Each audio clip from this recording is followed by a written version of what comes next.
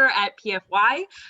So today we'll be talking about understanding gender as well as understanding the trans community. So I will say I do share my screen and I go through a presentation that way. I will say that I do ask questions throughout the presentation because I do like the interactive nature of it. I also welcome questions throughout. And then of course we probably will have some time at the end if any questions come up later on. So I'm going to share my screen. I won't be able to see everybody's face when I share my screen, so I do encourage you to either use the raise hand feature or just unmute and chime in, as well as using the chat feature. I will be keeping an eye on that. So let's get this started. Okay, here we go. Everybody can see my screen all right? Okay. So today we will be talking about understanding gender. Again, my name is Lauren McCarthy. I'm a licensed social worker at PFY at our Nassau location, and I do use the pronouns they, them, theirs. So I do like to just bring up some resources that we have here on Long Island. PFY is a part of the Long Island Crisis Center, so we always like to bring up this excellent hotline service we have that is 24/7. So I know that this can be something that we utilize if we need it personally. I also know that if you are like a provider or a parent or somebody, that this is also a great tool that you can call and just say that you might not be in a crisis, but you want to find resources on Long Island. So it's a completely free service, it's confidential, and the number is up there on the screen. Specifically though, a little bit about PFY. We are a division of the Long Island Crisis Center. We are a service and advocate, for LGBTQ, so lesbian, gay, bisexual, transgender, and queer and questioning youth. We serve individuals as young as 13 all the way up to age 45 who are LGBTQ plus identified. We began the first suburban drop-in center for LGBTQ youth in the country in 1993 and have been strong ever since. We serve about 2,500 young people every year, and our community education and trainings like I'm doing today reach over 11,000 people on Long Island a year as well. So we love doing all of these services. We currently have a location in both Nassau and Suffolk, but because of the pandemic, we are providing all of our programming every day of the week on Zoom, as well as our teletherapy counseling services. We do have HIV testing available that we can mail, but we also are doing in-person HIV testing, but you have to call to schedule ahead of time. So those are just some things that we're doing. You can give us a call. Our staff are in the office. We rotate, so you'll always be able to connect with somebody. And you can also, of course, reach out on our website. But I know, whether you are on social media or not, we have a presence on social media, and we provide a lot of information on our programming, who we are, what we do, especially for young people, the programs that we have for teens and young adults. So you can find us all about a whole ton of things on there, as well as all the Zoom links that we use and the facilitators you can contact. One program I do like to talk about, because we'll be talking about the trans community a little bit later on, is our transaction program. So this is something at PFY we hold every Tuesday from 5 to 7 p.m. It is for trans, gender nonconforming, and non-binary people, ages 15 all the way up to 30 years old. So you can definitely, know this is a service if you are trans and you're looking for a support or social group. This happens every Tuesday from 5 to 7. So awesome. I do want to just remind, if you are unmuted, please mute yourself, just so I can, thank you so much. Let me see the chat. Okay. So yeah, I mean, I know that I just went over a whole bunch of resources, but I want to get to the workshop. And so first and foremost, I want to make sure that we all do understand what this acronym stands for, if you've seen it before. So I imagine most of us have probably seen the LGBTQ acronym before. And so just as a reiteration, it means lesbian, gay, bisexual, transgender, queer, and the plus sign references that there are many other identities that are not included in just those few letters. So part of the LGBTQ community, we do know that there are people of different sexual orientations. So of course we know that people can be straight, right? But we also know that people can be lesbian, gay, bi, queer, and other sexualities. And the difference between sexuality and gender is that sexuality is about who we are attracted to, who we want to be in relationships with and be intimate with. Whereas today we'll be talking about gender and how that's really about who we are and how we identify ourselves. I will say that we will focus on the T in LGBTQ, which stands for transgender. I also just want to reference that some people call their gender queer as well. So that's a term that can be used for sexuality or gender. But today we'll really focus on the trans and non-binary community. So when I talk about gender, it's like this little simple 6-letter word, but it's actually got a lot to it. So what we're going to do is do a little gender 101 to begin, and then we'll go into conversations about the trans and non-binary community.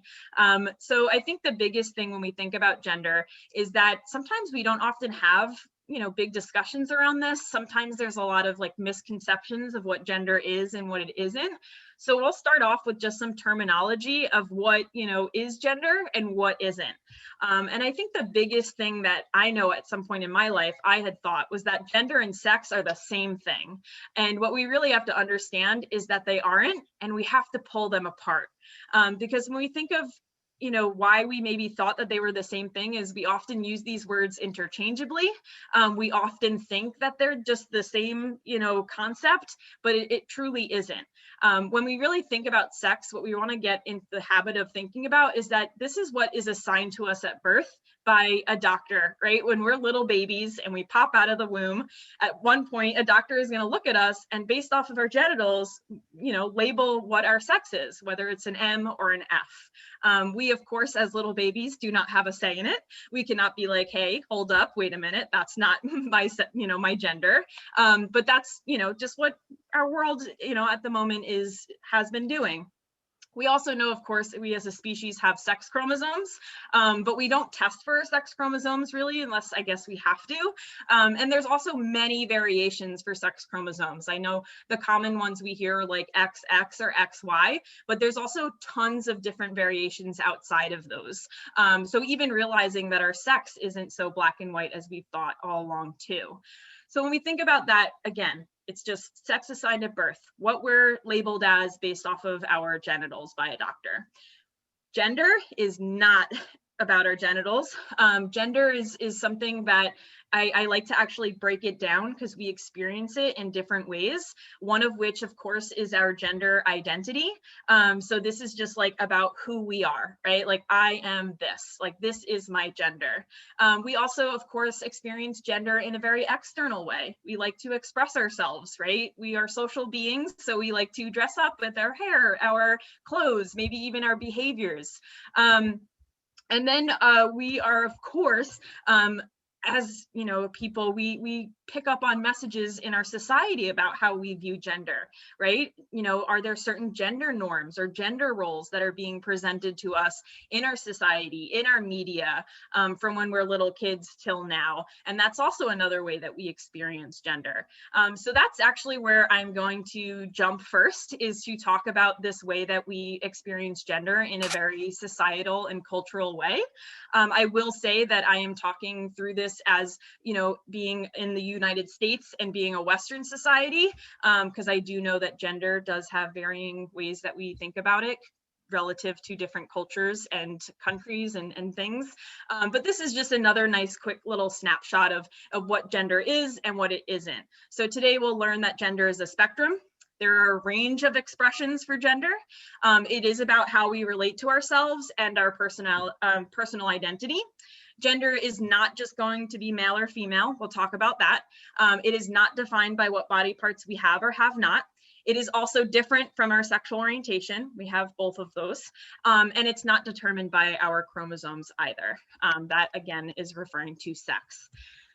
So first and foremost, when we think about, did somebody have a, Really quick, so Jessica just put in the chat, may I ask the definition of queer? I always grew up thinking it had the same definition of gay and lesbian.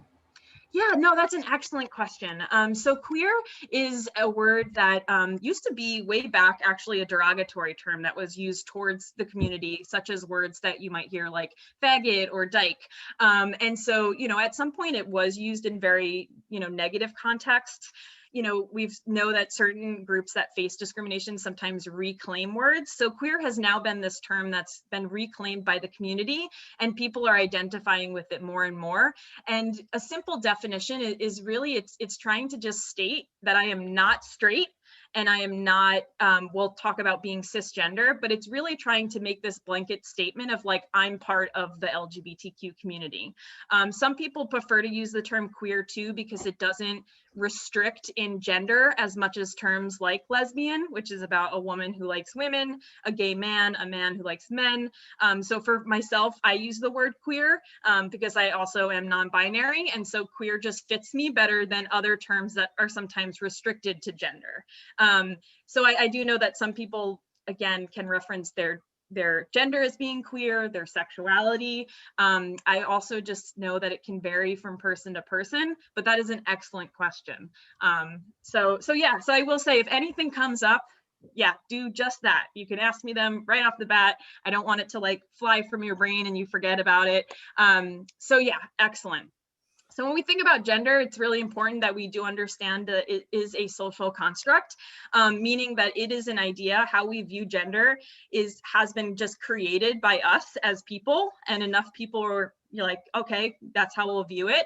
And the biggest thing we want to realize about that is that it isn't objective. It isn't an innate reality to the world. It is actually an experience that is subjective and can change. So how we view gender right now is not how we have to view gender for years to come in, the future. How we view gender in the United States and as a Western society is different than how other, societies and cultures view it, because again, it is this social construct that we as humans have created.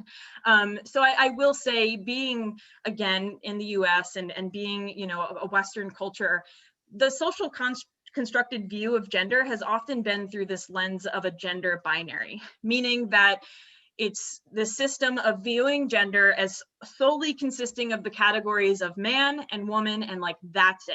Like no other options. We will learn today that that is actually very inaccurate to human experience and diversity, because there are many people that exist outside of the binary in their identity and expressions. So, again, this is something that we can't dismiss as how often we've maybe learned about gender. And what we really want to do is sort of challenge these things and realize like, wait, that is quite limiting. That actually doesn't fit everybody in terms of our gender experience. So one way to visualize it is sort of like, imagine if there's a giant line in front of a room, and on one side of the line you have being a woman and being very feminine, and like the complete opposite is this thought of being a man and being masculine. Like this, very much this thought of like, that's it. Those are the two boxes, you got to link up to them. And also, again, sort of in also stating that like all women are feminine and all men are masculine. And so this is where I do want to get some interaction. How have we often, and I'm not saying that this is true, I'm saying this is what the binary kind of looks like.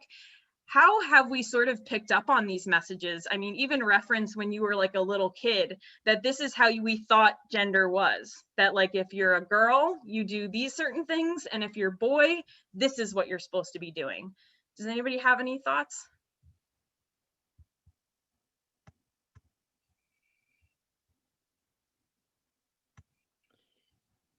Anyone?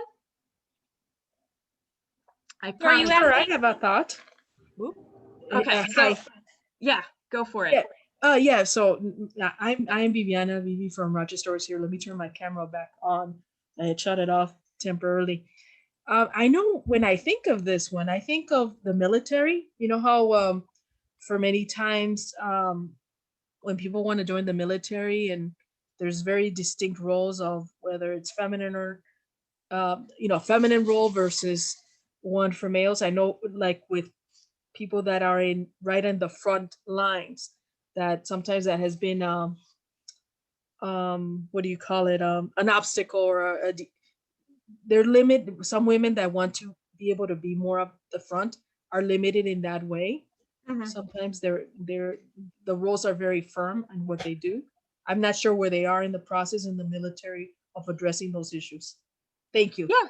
Yeah, no, I mean, that definitely when we think of, I think like roles, right? So, I mean, the military, we can think of, I mean, first and foremost, for a long time, women weren't allowed to, be in the military. It was seen as this like only for men. Of course, we've definitely changed, but yeah, we still even see, within certain jobs sometimes, right? What are expected of men being able to take care of and women, and sort of fighting. I hope we can fight back against that and realize like, wait a minute, anybody of any gender should be able to have these opportunities.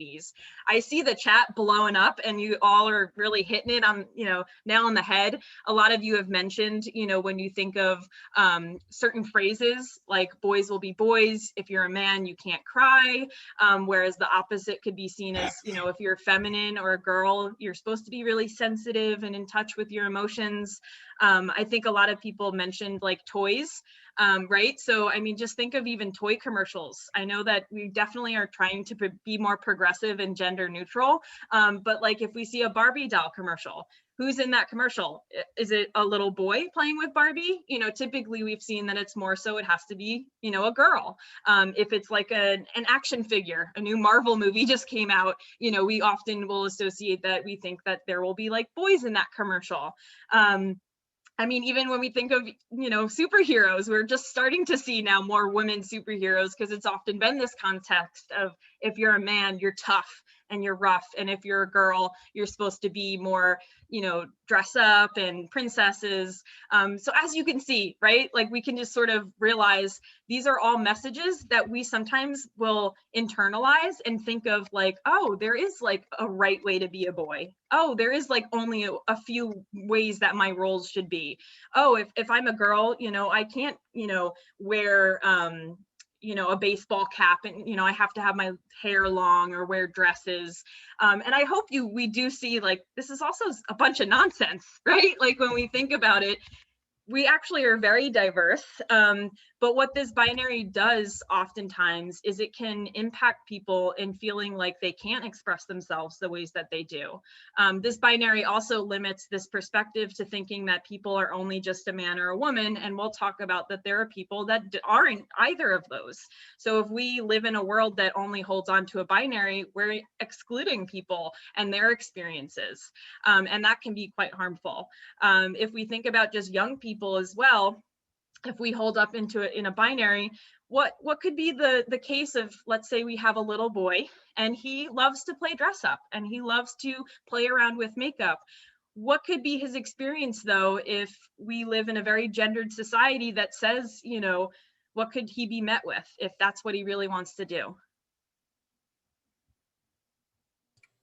Suffocating his creativity. Yeah, right. So it's sort of like not letting him express himself the ways that he wants it, which can be, I would imagine that boy probably, feels maybe quite suffocated. And somebody in the chat said, feeling that sense of shame, right? Like feeling like, oh, I'm, maybe I'm doing something wrong. Maybe I can't be. Yeah, and I mean, I do see some comments and, of saying like, I don't feel these ways. And I think that's awesome. And that's definitely what we want to really realize with this presentation is that we all differ. We all have different expressions and different genders. I know I don't talk about sexuality, but when it really comes down to it is we are human and we have to recognize we will encounter people who are different from us, but we're still the same as being a human. So I can go on and on about the gender binary all day long. But I really will say it's important for us to, even if we start to just like challenge these ideas, to start being like, not feeding into that sense of boys will be boys, not really feeding into this sense that like only girls can do certain things and other things aren't for them. And also to realize too, with this binary, that not everybody who is assigned female at birth identifies as a girl, and not every person who identifies as a boy is assigned male at birth. And so we'll see that when we jump to talking about gender identity. So again, that's like the societal view that we often can experience gender, but we also all personally have a way that we identify, and it's all just about who we are. So our identity is this deeply felt internal experience that we have about this is me. So I'm going to go through some terms. So one of which I actually start at the bottom is being cisgender. So if you are cisgender, it is when your gender identity is the same as the sex you were assigned at birth. So if you were assigned female at birth and you identify as a girl, you are a cisgender girl. If you were assigned male at birth and you identify as a boy or a man, you are a cisgender man. So as you can see, somebody who is cisgender, your sex assigned at birth just so happens to link up to who you actually are. I would imagine most of the people, we're at like 100 and something people in this room are cisgender. If you didn't know that that was the term for your gender, now you do. It's important that we use this term because it really just shows that, you know, that there are people that are cisgender, and in a moment, there are also people that are transgender. The reason why the term cisgender is used is because cis, that prefix, means on the same side of, so meaning that your gender and sex are, you know, on the same side. Whereas when we think of transgender, if you've ever seen the prefix transatlantic flight, you know, it's across, your gender identity is just, you know, sort of, I know it doesn't grammatically maybe work so well, is like across from the sex you were assigned at birth, like it's different. So that's the term. So when we think of being transgender, like I just briefly stated, this is just when somebody's gender is different than the sex that they were assigned at birth. So somebody could be assigned male at birth, but they know, wait a minute, that is not who I am a girl. And that can be the experience of a trans girl. When somebody, and it's not just like a, oh, one day, wait a minute, it's pretty much a consistent feeling of like, what I was assigned at birth has never linked up to who I actually am. The same can be said for somebody who is assigned female at birth and knows that they're a boy, right? And it can be as young as age 3 that we can see these experiences where young kids can be starting to say like, why is everybody calling me, you know, a girl? I'm not that, I'm a boy. And it can also happen, you know, later on in age as well. There's no, you know, right age to realize that you are trans. It can be at any varying degree. But yeah, for a trans man, it could be that realization of, you know, I'm not a girl, you know, I don't care what's on my birth certificate. This is who I am. We also know that there are people who are non-binary. So it's a similar experience of recognizing that your gender is different than the sex that you were assigned at birth.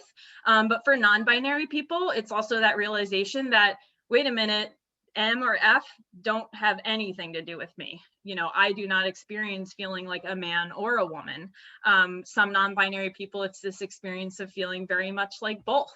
And so, you know, that's why we often say, you know, the transgender experience can be binary, where we can have trans men and trans women, just like we have cis men and cis women. But we also know that there are people who are non-binary, where those categories and, you know, boxes just do not link up. So I know when I talk about these, especially being trans and non-binary, it can bring up questions for people to say like, hey, wait a minute, like I don't really get how somebody can feel that way. I will say that if you aren't trans and you're not non-binary, it makes sense that you don't know how that feels. That's not your gender experience. You know, you know, it makes sense. We sometimes can question what we don't actually experience ourselves. But I think where the unfortunate thing comes is that often people then want to jump quick to say, well, being trans is wrong, or being trans isn't real, or that's made up, or, you know, that's weird, that's different. Instead of us realizing like, yes, you know, we all can have different gender experiences, but each one of them is valid and should be respected. And that's really, you know, it does come with challenging some things of our older perspectives if we've had them. But yeah, it's really important to understand just that these are the different ways that people experience gender, and we want to meet people where they're at and respect that. I do want to just open up quickly to ask if anybody has any questions on gender identity. Yeah. Could I ask why we're using the term assigned at birth? You're using that purposely, and I'm wondering why that particular expression. Yeah, so I mean, it's just in reference to that when we are all born, we are assigned, we are given, an M or an F on our birth certificate from somebody else, because when we're a little baby, we don't have a voice to say like, wait a minute, that might not actually be who I am. So that's where we're using that language of being, assigned. You can say given at birth, sex given at birth, but it is realizing that, we don't have a say in what goes on our birth certificate when we're babies. I know that parents can sometimes choose to have some influence on that, but yeah, that's where that language comes from. It's kind of controversial, isn't it? I mean, I will definitely say that there, I know with these presentations that there will be varying opinions and varying ways that people might like certain language or not. And, I understand that, but that's just sort of some of the terminology that we have going on right now. I did see a question in the chat that asked, is non-binary part of a part of transgender? So some people who are non-binary, do also reference themselves as being trans. I know some people maybe not. That again really comes down to the individual and whether, what word really fits you. So some people, yes, some people might not. Any other questions? Thank you, by the way. You're so welcome. Thank you.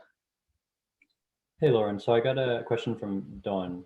Yeah. She's asking, when a non-binary person who is assigned as female at birth is interested in women, are they considered lesbian? So, I mean, that is definitely an excellent question. I think a lot of people, sort of want to, if you are trans, again, your sexual orientation very much comes down to, what, like the term you want to use for your sexuality always comes down to what gender you are, not what you were assigned at birth, if that makes sense.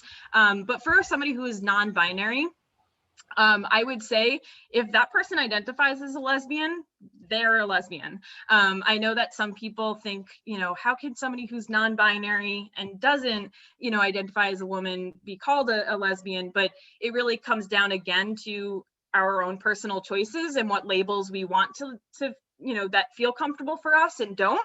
I know there are many people who are non-binary and attracted to women only and don't like the term lesbian. So it really comes down to that person. I never like to say that there's like a exact way to do it, because also who am I to say, this is the only way you can be. So yeah, that's often what we realize is there can be a lot of differences. And yeah, so I saw the other question is what's it called when you like more than one gender, and that is, bisexuality, understanding you like more than just one gender. Awesome. So besides, gender identity, we do also have an expression. We do have an external way that we like to express our gender. And so this is definitely in the clothing that we wear, our hairstyles, whether we want facial hair or body hair, whether we don't. Do we like to play around with makeup? Do we not? I will say with gender expression, it really is awesome to know that there is no wrong way to express your gender. I know if we were to go all the way back to the beginning and again, live in a world that very much limits us to a binary, people might tell us, you can't do this or you can't dress that way. And so when you really want to make sure that you just understand, like we all can express ourselves in ways, that we want to. I know that sometimes we can be met with resistance. For example, if there is somebody who is a boy and is, wants to be more feminine, he can be met with sometimes shame of like, that's not what you're supposed to look like. But again, we want to challenge that and be like, no, anybody can be masculine or feminine, or if you want to play around with both. And we all have our own personal ways we like to express ourselves. And that's that external part of gender. We also, for the next half of the presentation, I'm going to specifically talk about experiences of the trans community, one of which is this term dysphoria. So I don't know if anybody's heard this before, but when we think about dysphoria, simply defined, that's just a state of unease or discomfort. And so trans people experience what we call gender dysphoria, meaning that there is at some point, not at some point, I never want to say that it's like a one and done situation. There can be moments of this feeling of, I do not connect with the sex I was assigned at birth. I feel strongly that there is this disconnect about how people are seeing me and how, who I actually am. So an experience of gender dysphoria, for example, I'll use myself, is I'm non-binary. But if somebody were to come up to me and, state that I'm, a girl, I would start to feel, discomfort around that, because I know that that isn't me and this person is seeing me as that. So that's often that experience of gender dysphoria.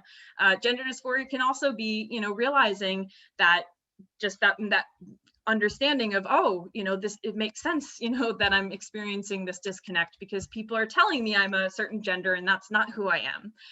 We also know that people can experience body dysphoria, which is this feeling of disconnect or even hatred towards their body, or certain body parts they may have or not have. So for some trans people, that experience can lead them to desire certain medical interventions to change their body, to fit themselves better. I will say it is a misconception that all trans people experience body dysphoria. I think there's often been this thought that every, trans person has to dislike their body or certain body parts they have. And that's just not the case. For some people, yes, it can be very distressing, but for some people, it's not the case.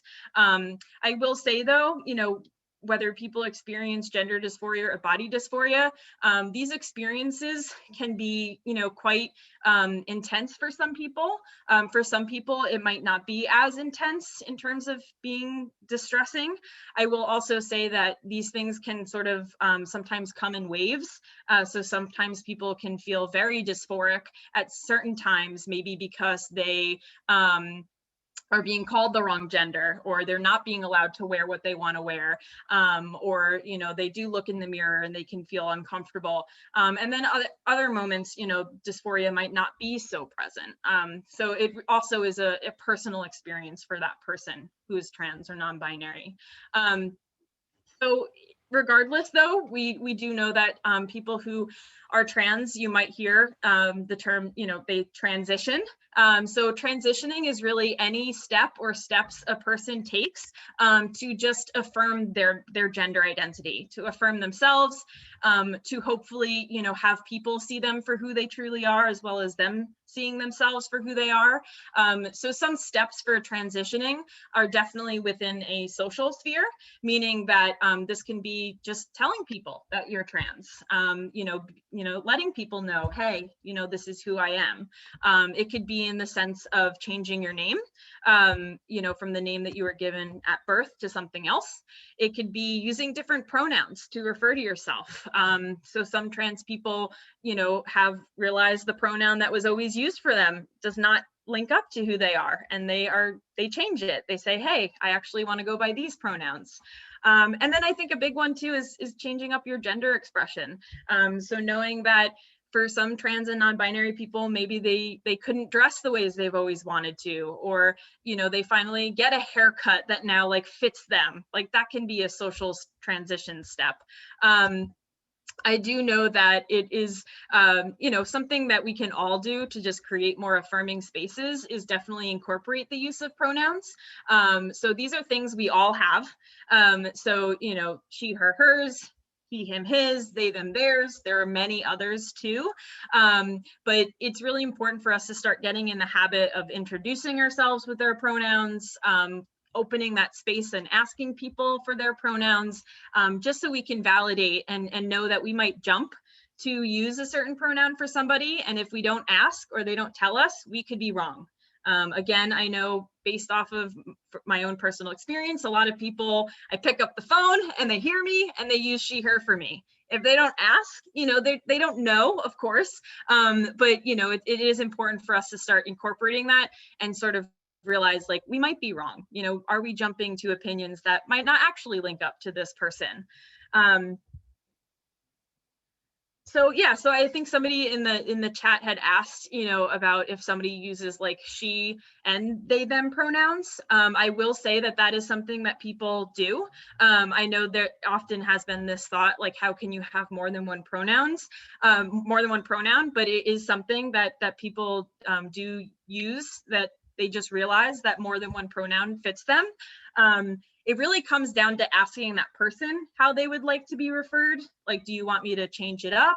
Do you maybe want to use a certain pronoun one day and another day I'm feeling something else? And so again, that's also why we want to just like ask, what's comfortable for you? Like, I want to make sure I don't call you something that doesn't feel okay for you. And always asking in that really like kind, open way of like, I just want to understand. And I didn't know if I missed another question. Yeah, Dawn asked, for a young person that is identifying as non-binary, what kind of support would be most helpful for the person to become fully comfortable in how they see themselves? Yeah, I mean, that definitely is for people, like I'm saying, all these different ways of transitioning. It really comes down to that person, like what feels best for them. I know when people, again, think for, non-binary folks, this thought that you have to be, both masculine and feminine, or you have to be sort of like androgynous. That's not always the case for some people, yes. So we at PFY, we do have like counseling services that help people along their gender journey. A lot of times it comes down to just like questioning, like, what makes me feel 100% me? Like, when I look in the mirror, what am I wearing? What makes me feel really comfortable? What doesn't? If somebody called me a certain pronoun, do I like it? Do I not? Sort of having these conversations with yourself that is so healthy. And it's also okay to question. It's also okay to have one thought about yourself one day and then realize, wait a minute, that actually doesn't fit me. So yeah, it's a process. There is support out there. If you are a lot of times when people are maybe coming into themselves, especially, at young ages, really knowing that it's healthy to question, it's healthy to even reach out. And if you are at a point that it's causing you a lot of stress or anxiety, encourage talking to a counselor, talking to somebody that affirms you, of course, and it's a safe space, because it can be overwhelming sometimes. There can be a lot of feelings with it. But that's an excellent question. And then Molly just asked, I've seen a link in email signatures that explains more about pronouns. Do you suggest including a link to raise awareness? And if so, what would be a good website or link to use? Yeah, so I definitely do support, like, it's always great to provide resources in case people, maybe don't understand. I can't think off the top of my head an excellent resource that explains pronouns, but I do know there are some websites like the Trevor Project, Human Rights Campaign sometimes has really excellent resources. There's also like GLSEN that can, provide resources. I know us at PFY, we do a lot of, we sometimes have links in our like Facebook or Instagram that talk about these things. I see somebody provided like Planned Parenthood. Planned Parenthood has a lot of great resources for the LGBTQ community as well. So yeah, sometimes it does take a little bit of digging as well. But that's a great question. Describe the emotions felt with gender dysphoria. That's a good one. Usually it's a lot of like, it can be the experience of anxiety. It can be this thought of fear or worry that people, they're not seeing me for who I truly am. It can be coupled with sadness. I think it's hard to experience a disconnect from your own, self. And then also if you're getting met with that experience from other people that aren't seeing you for who you truly are, it can be quite intense for some individuals and lead to depression, especially if you are living in a space that is not affirming of your gender at all. It can really be, quite impactful and create more stress, anxiety, depression. Some people experience, I think it just can be very emotional. With body dysphoria, for example, if somebody doesn't like certain body parts they have, it can be seen, experienced as, hatefulness, because you're like, I don't like this part of me. I wish I didn't have it. So it can be quite an emotional experience. I will say too, with gender dysphoria, it's always great to have people know that, talking that through in counseling, to finding coping strategies to go through that is really important, because it can be quite overwhelming. And I know for gender dysphoria, a lot of what I'm talking about here, when people are able to transition and be themselves more, we do see that dysphoria can actually decrease and be not as severe as, maybe it can come up in a day and you can have, maybe a crappy day, but like, it's not like overwhelming. So that also experience can lead to people, medically transitioning, which we maybe sometimes most commonly hear about transitioning. This is people getting gender affirming surgeries. This is folks going on HRT, hormone replacement therapy, such as estrogen to feminize or testosterone to masculinize. Young people who haven't gone through puberty can go on puberty blockers, which helps put a pause and not have that person go through a puberty that might be very distressing, because it will cause certain features in their body that will just bring up more dysphoria. And then we of course know that there are legal ways to transition.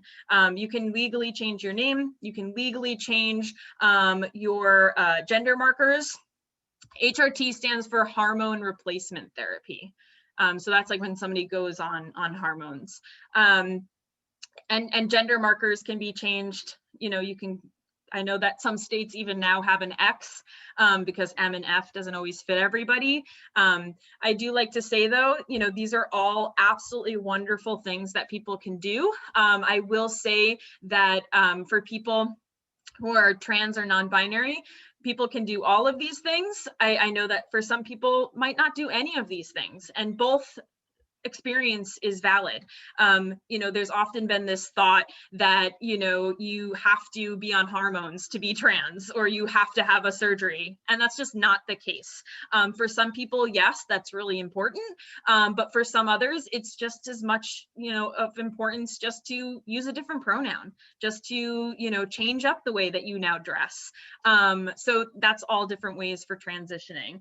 I will say, just for the sake of time, I won't go into all of this. We do know that there sometimes are barriers to transitioning, and this is where we want to sort of advocate so that trans people can get connected to very, much transitioning methods can be life-saving. So I just also like to say that some people want to do a lot of these things and they might not have the access. Some things are quite expensive, but it is really important for us to realize, like, sometimes it's not so easy as just being like, well, just do it already. Like there can be barriers in place as well. And we want to be supportive if that's happening. I will say there's also experience of gender euphoria. I know we talk a lot about like the dysphoria, but for some trans people, it really is that experience of, being on hormones and finally being like, yes, this is awesome. Like I feel myself changing up, having somebody call me the right pronoun, just like absolutely feels this just euphoric experience of like, people see me for who I am and I feel me. But it's important for us to understand too, how the trans community is still being treated.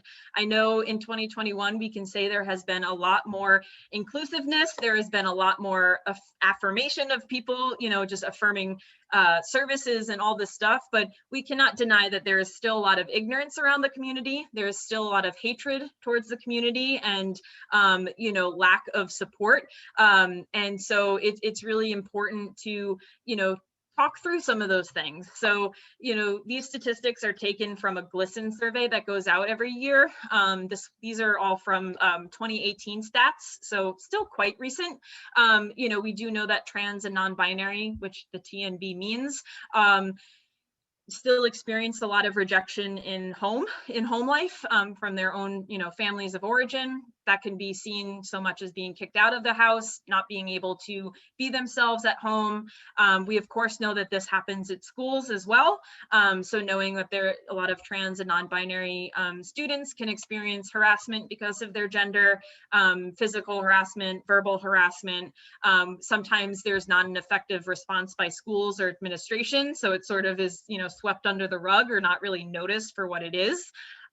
We also know, a lot of young people, I know this is a hot topic now, especially trans youth, not feeling like they can play, certain school sports because they're not going to be allowed to join the team they want to. And so, that can be very limiting and isolating. And then, of course, in society in general, I know I'm not talking to just young people, just students. And so knowing, we all live in different parts, not just school or home. We also, have working environments, just going to the grocery store, walking through the park. And, trans people, unfortunately, face a lot of verbal harassment, physical harassment, and things from like strangers, people not even in our day-to-day, which can create spaces feeling very unsafe, being told you can't use that bathroom, being, looked at, stared at, being questioned, about things that, is just very harmful and invasive and can make people feel very unsafe. So I do like to ask, and I know that I've been talking so much and we have, a little bit left, is how do these experiences you think how do you think if these were the experiences that people go through? And I will say, I know that not every trans person faces family rejection or harassment, but at some point, us as a trans community, we do get, oh my gosh, can't speak. We do see things, even if it's not done to us. And I do want to ask, like, how do you think this can impact somebody? When we think of bullying and harassment and discrimination. Yeah, so it can be suicidal ideation. Yeah, I mean, that's a big one. Well, I'll actually jump to a statistic. It can make people feel like they're not being seen. It can, have impacts on mental health, right? If you are being told you're wrong, if you're being called names just because of who you are, it could really make people feel like, oh, maybe I am wrong. We can internalize that, and our own self-worth is going to feel not so great. It can feel very isolating, invalidating. All of you, yes, all of this stuff you're saying. And, we do realize that for the trans community, unfortunately, have the highest rate compared to cisgender individuals, even compared to cisgender gay individuals. About 42% of trans folks attempt suicide, and 90% of the attempts are before the age of 25. So we also know that suicidal ideation and attempts are really impacting, trans young people. And the reasons being is most likely because of the environments that they're in that are not validating. So that could be home life, and that can be school, right? And realizing that if we are in environments that are telling us, that we're wrong or you can't be who you want to be, sometimes that can be leading towards somebody feeling like, well, then maybe I don't have a place in this world, and I don't want to be a part of it. So at the core of it, when you validate somebody, when you use the right pronouns, when you respect somebody's gender, that is absolutely suicide prevention. Because when we do the opposite, we are impacting people in their ways of feeling like maybe they want to take themselves out of this world. And so it really is important to, realize the real heaviness that comes with just being, if we're ignorant, if we're hateful, what we could be causing somebody to feel. And, I assume all of us would not want this to happen for anyone. So we really have to step up for the trans community, because there is a prejudice that exists, of course. It's called transphobia. It is this hatred towards people who are, transgender because they're transgender. Just like we know that there is racism and sexism and homophobia, there is also a prejudice towards the trans community. So we can see it in so many different ways, and, can be very obvious and hostile. It could be less obvious, if you just stare at somebody because they might be dressed a certain way and you're doing it to make somebody uncomfortable. Are you respecting that person? It doesn't really sound like it. Of course, with any sort of bullying, I will say the most common way that people can be very transphobic is misgendering on purpose. Not seeing somebody or not using the words like the right pronouns for somebody that you're not reflecting what their gender actually is. I will say that this can happen on accident. You can on accident use the wrong pronoun or say the wrong gender, but the best way is to just change, fix your mistake and move on. But I know that for some trans people, we really face like this consistent misgendering or this consistent, I'm not going to use your pronouns. I'm not going to tell you, that you're the gender that you're telling me, that you are. And that can be very hateful and overwhelming. I will say there has been an definite increase in visibility and growing acceptance around the trans community. Here in New York State, there is a human rights law called the Gender Expression Non-Discrimination Act, which is in the book, that you cannot discriminate against somebody who is transgender in the workplace, housing, school, medical, all that fun stuff. Realizing that it really is trying to guarantee that if you're trans, you deserve as much equal rights as anybody else, right? Because again, you're human, you're just a human that's your gender.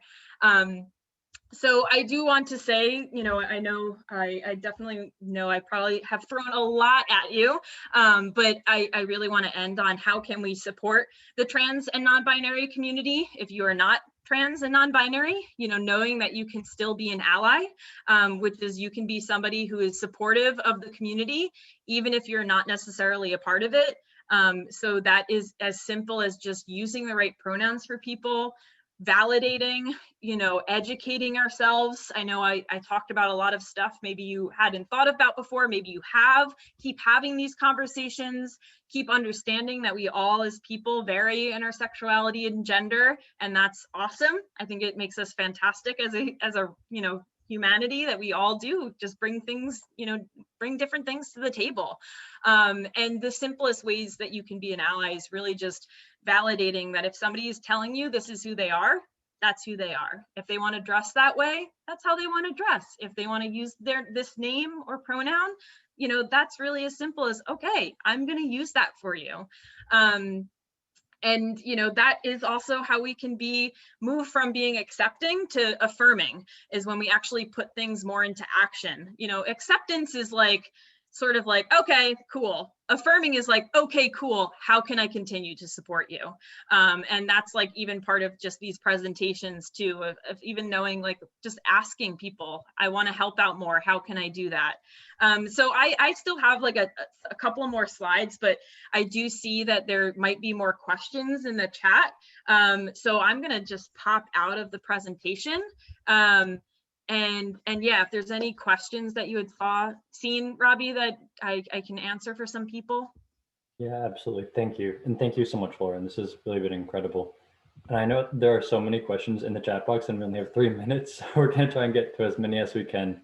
And if we don't get to your question, please feel free to email us separately and we'll hopefully be able to get a response out in a comfortable amount of time. Anyway, so Jessica asked another question. How do you consider is the best way to handle a situation where somebody who identifies as female would like to use the female bathroom, but then the cisgender female is uncomfortable with using the same bathroom as somebody who at birth was assigned as a male? Is there a solution that keeps both parties comfortable, unviolated, and non-offended? I run into this often with schools. Yeah, I know that the bathroom question is often the most common thing. It really is. I wish that we can realize we all use bathrooms just to go to the bathroom, right? And so for that trans person using the bathroom that affirms them, for example, this girl who is trans and would want to use the girls' restroom, that if we take a step back, if we deny that girl the right to do it, again, we're feeding into this sense that because you're trans, you can't do typical things that people normally would be able to just walk into a bathroom. I do understand that, yeah, that some people can be very much uncomfortable with it. I think the best method is to try and have conversations around this. I do know, like, sometimes it's about, I know that some schools are trying to have more like gender neutral restrooms. But I do, again, you know, I know that people can have different opinions of this. You know, it really is when we take, you know, the trans student and say, hey, you can't do this thing that other people can do.